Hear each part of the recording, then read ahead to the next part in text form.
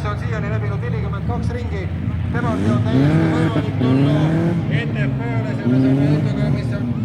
tagantpoolt küll kõvasti lämbis, aga see